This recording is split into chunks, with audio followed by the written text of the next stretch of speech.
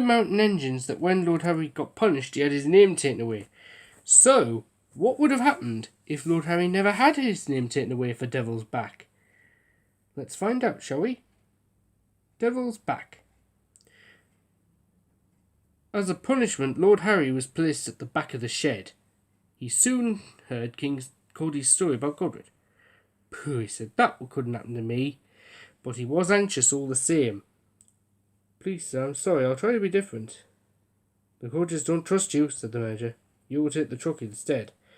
So Lord Harry took supplies to Summit Hotel, and he took gangs to work in the morning and brought them home in the evening. He found it dull and grumbled.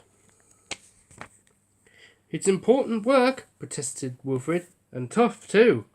Tough? That little lot? Yes, tough, said Cody. Have you ever been across Devil's Back in a gale?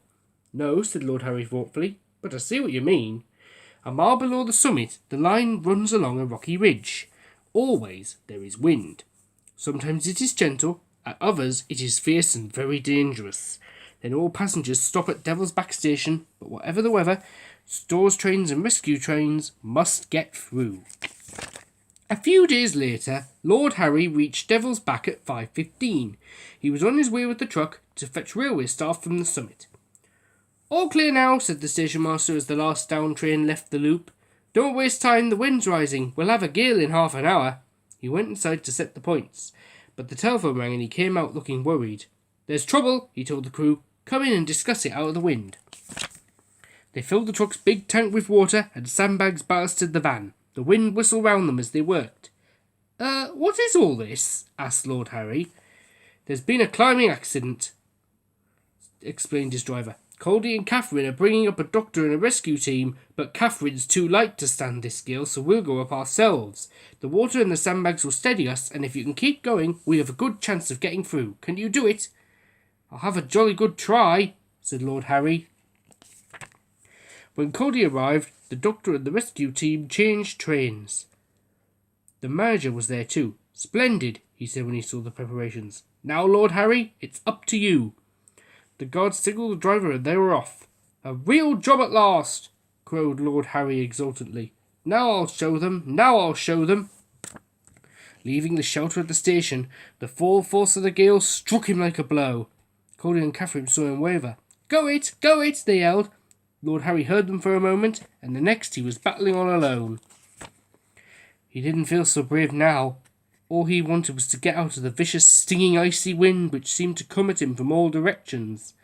The truck lurched and swayed as the wind tore at it. It whimpered and groaned as though in pain. She wants to go back, thought Lord Harry, and so do I, but we can't. The manager's relying on me to save those climbers. We must get through. We must. Slowly, doggedly, he struggled on, till in shelter again on the other side, they climbed the final steep ascent and rolled triumphant into the summit station.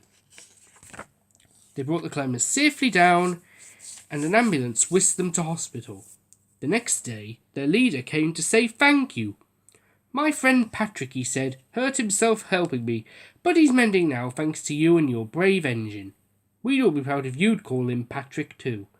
The manager smiled. Well, Lord Harry, would you like that? Oh, sir, yes, please.